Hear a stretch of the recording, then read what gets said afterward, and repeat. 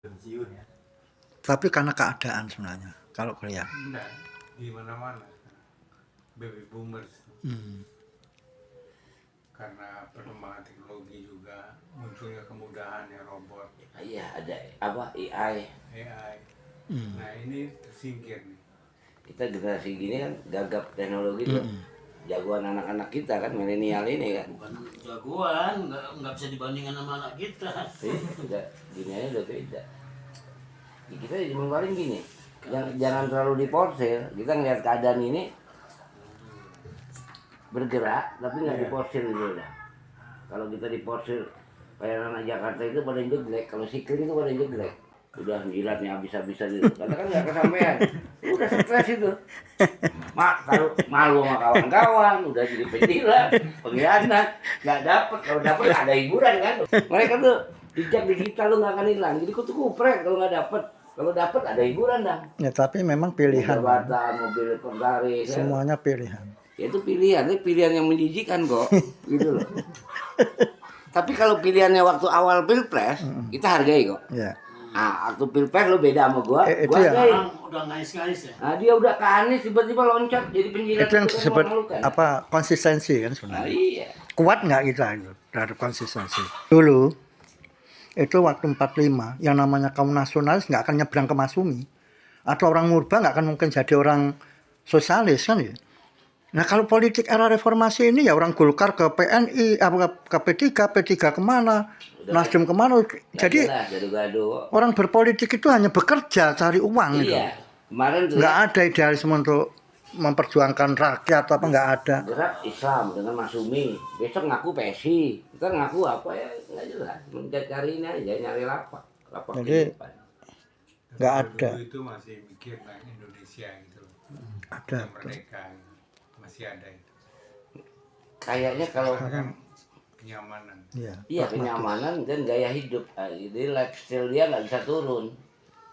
Jadi kalau ada orang yang punya sifat sederhana, berpikir negara, itulah menjadi ketertawaan banyak orang sekarang. Satu diketawain, dua lu punya apa? Lu Ukurannya miskin, materi tuh. benda, mobil lu keren, orang ngerubung kayak semut, sujud cium tangan. Ya? Nah, padahal dia nggak punya mulut, tapi pikirannya waras buat negara, berpikir kritis, visioner. Lu nggak dianggap dah. Lu punya mobil mewah, turun rebutan salaman, wah udah pakai jas. Jadi baru meter apa? Paham kebendaan tadi. Hebat tuh benda. Materialisme. Walaupun dia besok loncat sana lagi, itu nggak dihitung dah. Sistem nilai itu nggak ada. Nggak ada sini. Tapi apa betul itu di Indonesia saja ya, atau di negara-negara Nah, lain? itu udah sunat Walaupun Tuhan. semuanya Di Amerika lebih parah. Kan baru kemarin Pilpres.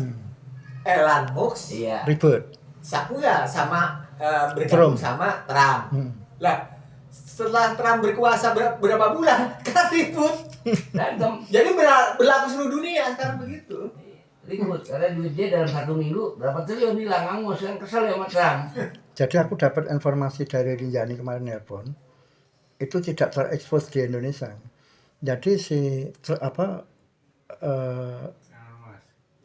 Elon keluar dari istana, itu matanya sembab. Ini isunya, isu di Amerika. Ternyata katanya dipukul sama Trump. Nah wartawan nanya, ada apa sebenarnya? Pada diem semua. Rupanya ya ini isu ya, tapi yang bicara Rinjani loh, dia kan langsung dari Amerika. Itu katanya si Elon itu apa? Nasir istrinya. Bukan hanya naksir, tapi sudah berselingkuh dengan istrinya wakil presiden. Yang orang India itu ketahuan, makanya dipukul sama Presiden Trump. Nah itu gejolak mulai ribut itu. Ya itu bumbu-bumbu. Sementara Trump juga naksir. Itu bumbu-bumbu inilah, kuning lah. Yang prinsipnya Trump tuh rugi dengan kebijakan Trump. Elon Musk tuh duitnya gosong tuh berapa Triliun. gitu loh. Dalam sekejap dia marah kok. Iya. Gara-gara kebijakan dari perang dagang gitu kan. Akhirnya.